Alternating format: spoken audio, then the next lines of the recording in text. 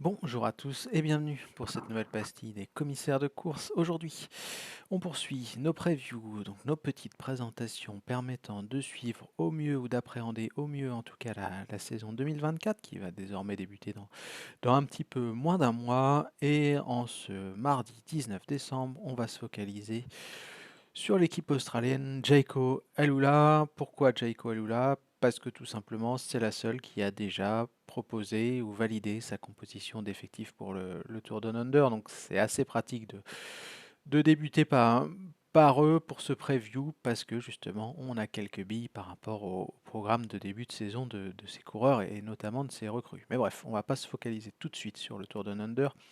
On va procéder comme d'habitude. Tout d'abord, le mercato de l'équipe, l'effectif et sa qualité, et ensuite, bien entendu, les objectifs pour la saison 2024. Commençons donc, si vous le voulez bien, par les transferts.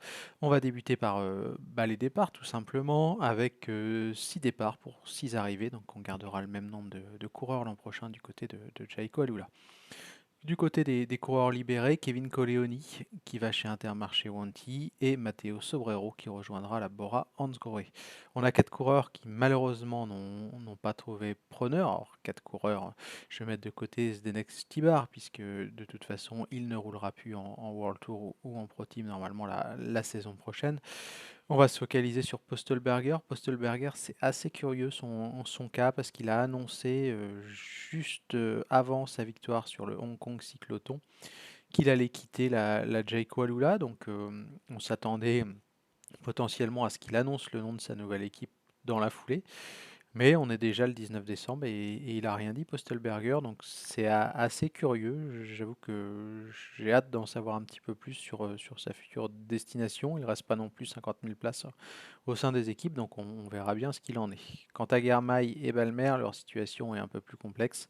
À cette période-là de l'année, quand on n'a toujours rien trouvé et qu'on n'a pas non plus des résultats exceptionnels, c'est forcément assez difficile. Du côté des recrues, Max Walscheid arrive en provenance de Cofidis. Ça, c'est une belle recrue pour la Jaico parce que ça va compléter un petit peu un effectif qui était léger, je trouve, sur les classiques.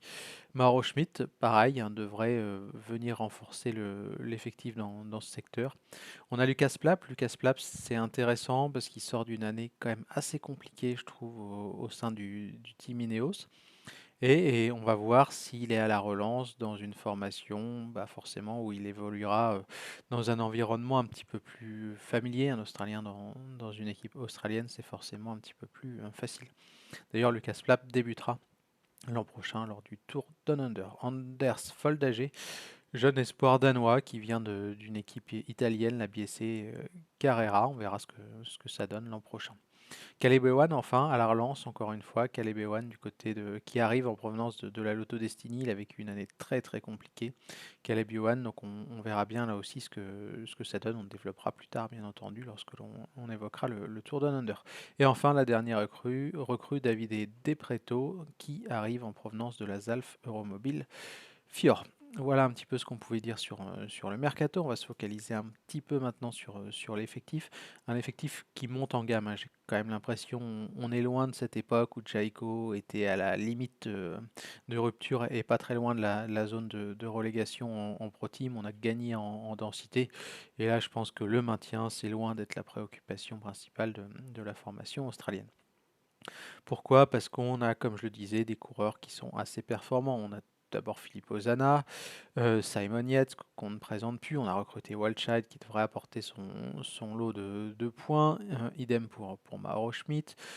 On a Lucas Plapp donc, qui est à la relance, tout comme Caleb Ewan et qui va être intéressant à suivre. Michael Matthews, Chris Harper, Lucas Hamilton, Dylan Groenewegen. Eddie Dunbar, bref, quand même pas mal de coureurs qui sont susceptibles de marquer des gros points. Donc, comme je le disais, les objectifs devraient être normalement revus à la hausse en 2024 et on devrait figurer, je pense, en milieu de tableau. On verra bien quels seront les programmes de course des uns et des autres.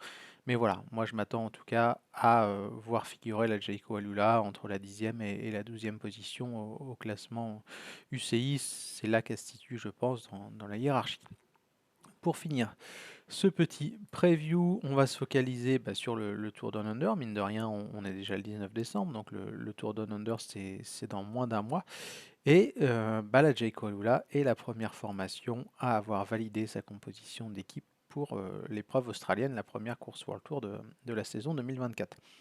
Qu'au départ, Caleb Ewan, Chris Harper, Michael Hepburn, Kellan O'Brien, Lucas Plapp, Campbell Stewart et Simon Yates. Alors on a deux potentiels leaders, Simon Yates et Lucas Plapp. On verra bien lequel des deux sera le principal leader au départ, mais en tout cas, il y a deux belles cartes à jouer. Moi, je miserais peut-être un peu plus sur Lucas Plapp, parce que Simon Yates aura des objectifs un petit peu plus lointains dans la saison, et il ne sera certainement pas à 100% de sa forme, alors que Lucas Plapp doit déjà être sur place, va certainement participer à ces championnats nationaux, donc il aura le temps de monter un petit peu en régime, et je pense que ce sera l'un des grands favoris de ce Tour Down Under. Caleb Ewan, la grande interrogation, sa présence au Tour Down Under me permet un petit peu de me focaliser sur ce qu'on peut espérer de lui en 2024. Tous les ans, on a l'impression que Caleb Ewan va se relancer, on se dit que ça va marcher, qu'il n'aura pas toujours la poisse, qu'il n'aura pas toujours quelques millimètres pour le priver d'une victoire, et année après année, on a l'impression que c'est de plus en plus compliqué. Donc pour moi, c'est clairement la dernière chance pour Yohan de briller, ou en tout cas de figurer toujours parmi ces sprinteurs capables de lever les bras sur les plus grandes courses du monde.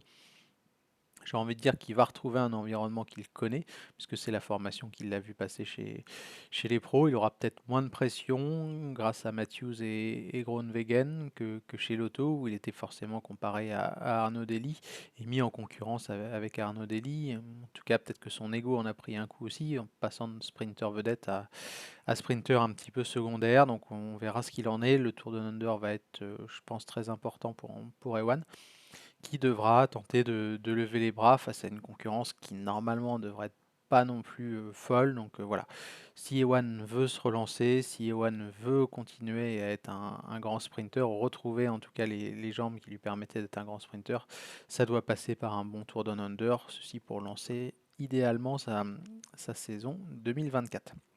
Voilà un petit peu pour ce preview de la formation de Jayco Alula. Donc pour résumer un petit peu les choses, un mercato intéressant, je trouve, où on monte en gamme avec les arrivées notamment de Walshide, d'Ewan et de Lucas Plapp, alors qu'il n'y a pas forcément, je trouve, de départ majeur. Donc on devrait continuer à progresser dans la hiérarchie.